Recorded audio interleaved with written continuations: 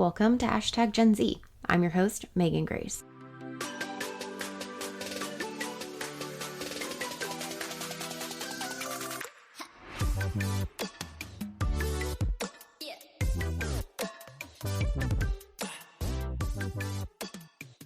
#GenZ is a podcast about, as you guessed it, Generation Z, the generation of young people born between 1995 and 2010. It's about who they are, what they believe in, why they do what they do, and what makes them different than any other generation.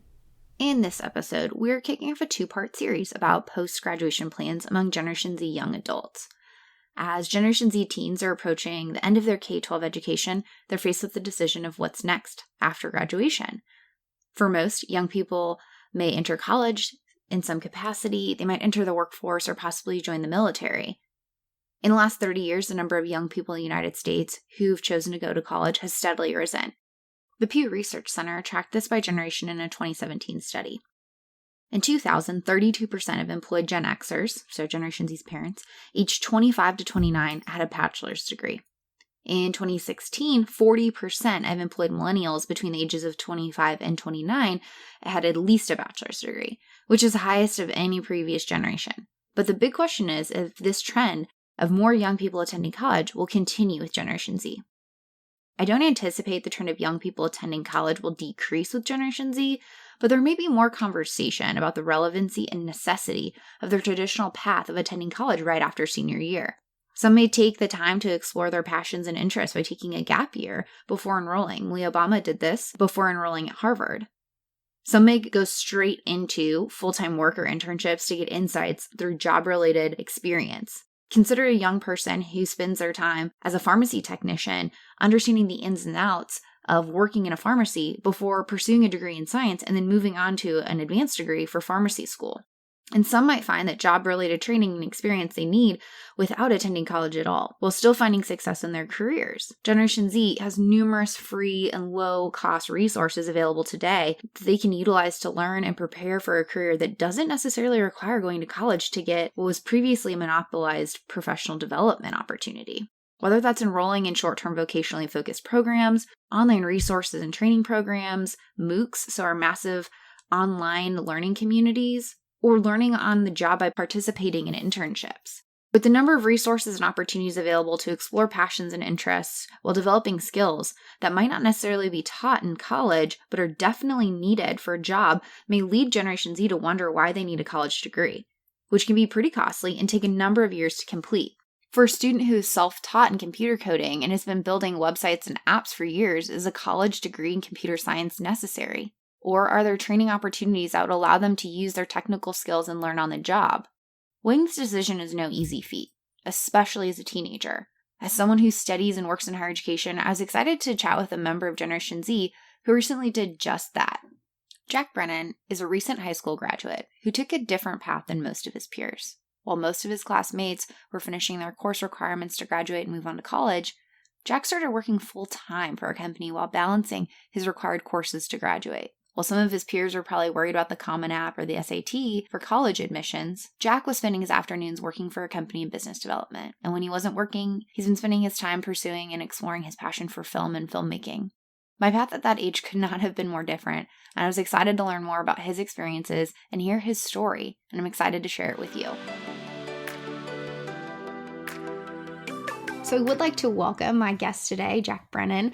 Jack is an incredible young man. I was so excited to be able to be connected with him through one of my good friends and learn a little bit more about his story. So Jack is on his way to graduating from high school, and he's actually been working full time for a little while, but I want to turn it over to Jack so he can tell you a little bit about his story.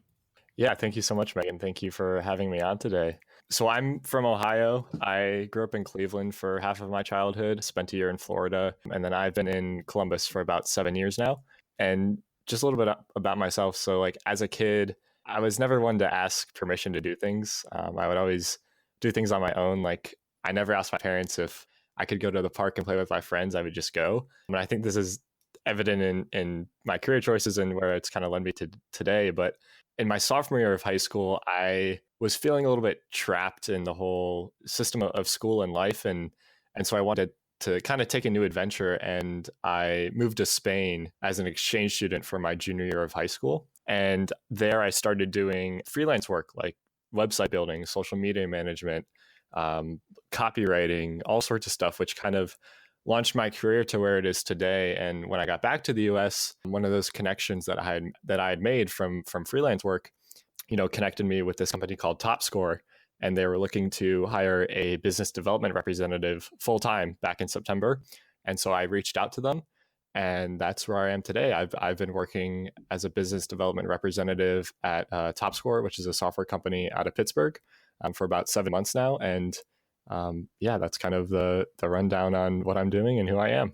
Jack, that's incredible. First of all, you studied abroad and just charted your course in sophomore year of high school. I was like, will I pass my driver's test when I was a sophomore? So we had clearly different priorities, but I think it is just so fascinating that you've really taken this route, because I work in higher education. And so I see a lot of college going students, and really I'm pretty familiar with the everyday typical life of a 12th grader. At one point I was one, but what's a typical day for you? Because you've been working full time since September. So what does a day in the life of Jack Brennan look like? Right. So I'm in school in the mornings until about 10:45 a.m. And that's about 3 classes each day.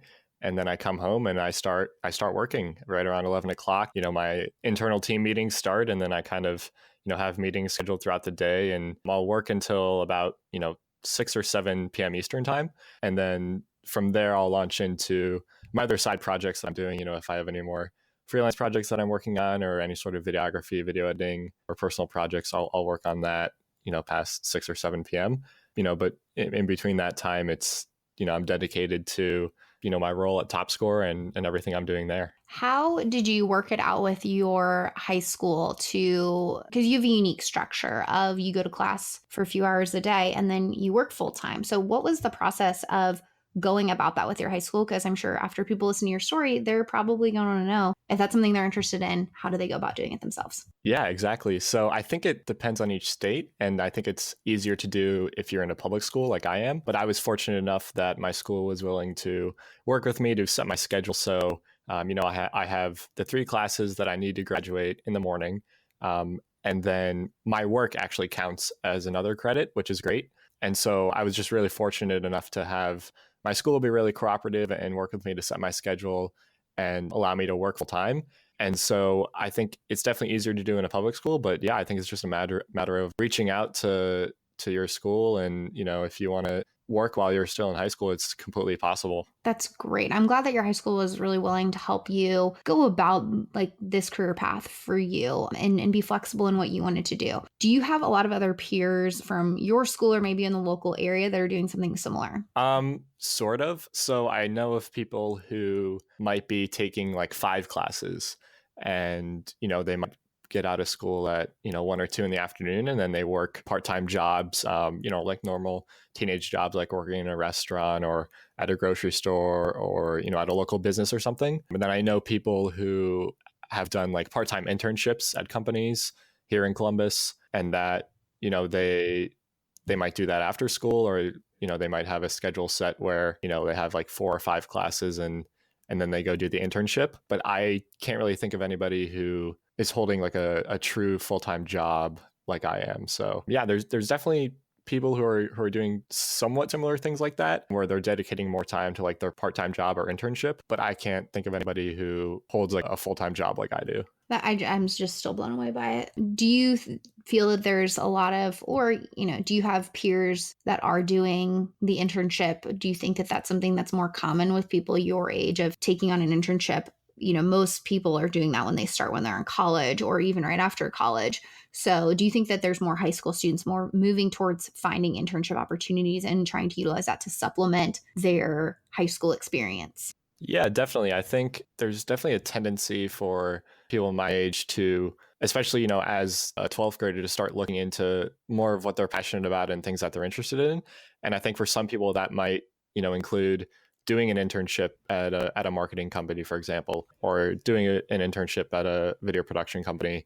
And that kind of helps them to decide, if they're going to college, what they want to study in college or what they want to kind of pursue. It's really just a matter of kids my age looking for more things that they're into and and trying to find out earlier on what they're interested in and what they're passionate about. That's awesome. So you've decided to forego college. You're like, I'm cool. I'm going to go straight into work. What helped you make that decision of you were going to pursue full-time work your senior year, and kind of lead me through your thought process and your decision-making process of ultimately how you came to deciding that you were going to forego college for the time being? Yeah, so I think it was a combination of two things. And the first was, when I started my freelance career and started to talk to other people and other entrepreneurs and kind of find out what their stories were and their timelines, I found not going to college or not having a college degree was a very viable option in today's marketplace, especially for somebody who has an entrepreneurial mindset and wants to, get things done and is hungry and ambitious. And then just talking to other people my age from around the country who I've gotten to know really well. For example, people like in the Next Gen Summit community, where after hearing their stories, I kind of came to the realization that it is an option, not to go to college and not to kind of pursue the traditional path. And then once I started, actually working full time during my high school career and seeing the results that I could produce and getting my foot in the door at a company and kind of seeing like how things really operated, that kind of gave me the confidence to say, okay, yeah, college is really something that I don't really need right now, especially for what I'm interested in and the position I'm in to kind of launch my career and my future. For those who might be unfamiliar, do you want to just give a little overview of what Next Gen is and how you got involved with it? Yeah, so Next Gen Summit community is an awesome community of mostly young people who are either entrepreneurs, or entrepreneurial minded people that are looking to have an impact on the world. And it's just this awesome community. They host a yearly conference called the Next Gen Summit. I definitely encourage for people to check it out. I've met so many fantastic people in a wide array of industries and professions and students and professionals that are just really inspiring, and kind of took their stories, and that had a really big influence on me and where I am today. That's great. I'm glad you've been able to find that sense of community with young people and mentors that want to support your growth. And that kind of leads me to my next question. Where have you, aside from Next Gen, sought out and found support in making your decision? And where have you seen some potential barriers or people kind of confronting you about your decision? Obviously, the majority of people my age are going to graduate high school and go to college next year. Where I've found support, not only in the Next Gen Summit community, but I'm also part of a program called Praxis, which is a 12-month alternative education program. And it's geared toward young people who want to jumpstart their careers without college degree. And I've been fortunate enough to have many friends in that community as well who have jump-started their careers way past where I am, even without college and the traditional path. And that has been a real pillar of support for me as well. And then, once I get to know other people and my friends are supportive of my decisions, and where it gets, if somebody might confront me about it, my response is, this is my life and my decisions, and college might be great for some people, but it's not, I don't think it's the right decision for me at this time. And so I'm kind of going down my own path, and people have to choose their paths, and it's not going to be the same for everybody. So, you can't really think that way and have that mindset. I'm glad you've been able to find support, hopefully from people close to your home base, but also, community like you found through Next Gen that have been supportive of that and helped you really realize this is a good decision for you. And in my conversations with you and learning more about your story, I think it is I'm really excited to kind of follow your career path and see where it takes you. And I'm fascinated by all of this. So I would love to learn a little bit more about what was your process of finding your job. I know you've been with TopScore for a few months now, and you're going to continue working with them after you graduate and move to Pittsburgh. Were companies, when you were kind of deciding, I'm going to go full time, were you met with some hesitation of, obviously you were probably a little bit younger than their typical employee. What was your process of finding your job and assimilating into that role? Right.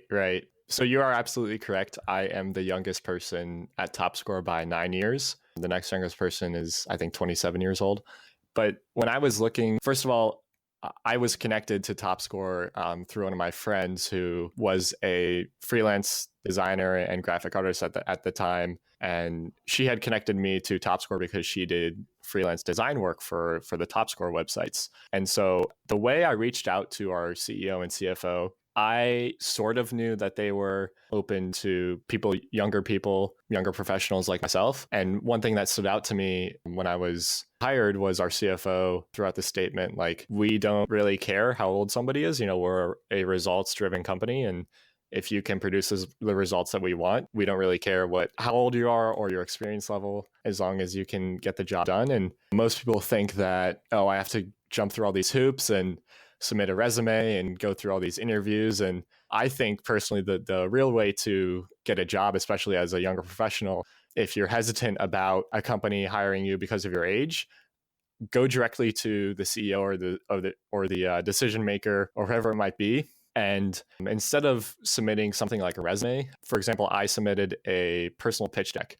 And this kind of gave an overview of my experiences and my soft skills and how I can apply them to my role at TopScore. Because I think at the end of the day, an employer or a company, all they care about are the results that you can produce for them and the value that you can create at the company. And if you can, successfully communicate that you can do that, most companies will be willing to hire somebody who's younger, and especially somebody who's younger and has ambition and personal drive. That's a great lead in to my next question. What do you think are some of the strengths that people from your generation, so Generation Z, can contribute to a workplace even at your young age? Because the oldest of your generation are 23 and are just entering the workplace. What do you think are some of the strengths that your generation can contribute to a workplace? Because I know I'm really excited to one day be able to hire your generation. What should some hiring managers or companies be looking forward to having with your generation coming to the workplace? Yeah, so the first thing that comes to mind is the major difference between Generation Z and millennials is that we've kind of grown up in the digital age, and with this crescendo of technology at our fingertips, we really don't know a world without the internet and without this connectivity. And I think that as a generation, we've been really able to leverage that to our advantage. And because of that, we have a really good understanding of how culture works, what is trending in marketplaces, how to interact with technology and how to use technology effectively. And I think that's a very vital skill to today's marketplace, where Generation Z can leverage in companies that might have been around for 30 years and haven't really transitioned fully to their full potential in this digital age. So I think that's definitely something that people in my generation can contribute to. Leading me into my next question, which is, what do you think you could provide to older generations in terms of advice when it comes to Generation Z and their career plans? Because Generation Z is going to need mentors, and they might find those within the workplace, or it might just be people trying to help them get jobs. But what advice do you have for those older generations when it comes to helping foster Gen Z and their career plans and their futures to help support them achieve the dreams? I mean, it sounds like you've had some people really cheering you on and have helped you get to where you are, but we want to help all generations be multi-generational in their organizations and be effective in those multi-generational organizations. So what advice do you have? And I totally agree with you on that point. I think to older generations, a lot of people have this perception that Generation Z does not know how to effectively communicate with people, face-to-face communication. They think that we're always addicted to screens and technology. And that's really, in my experience, for the most part, that's not the case. I think that our generation really has the leverage to understand how culture works in this digital age. And I think that, if older generations can understand that Generation Z has a totally different perspective on the world, that's with this connectivity and this use of technology and culture that can really drive different interests and different ambitions. I think we're going to slowly see my generation moving away from more traditional career paths to kind of forging their own paths in this new age of technology, just because we know how to interact with it and use it to our advantage. The main piece of advice I would give to older generations looking to help Generation Z would be understand that Generation Z doesn't necessarily want to follow the traditional paths. There's a lot of different things that our generation understands that can help us forge our careers that maybe wasn't possible in the past. And I have a question. As you were thinking about what you were looking for in a job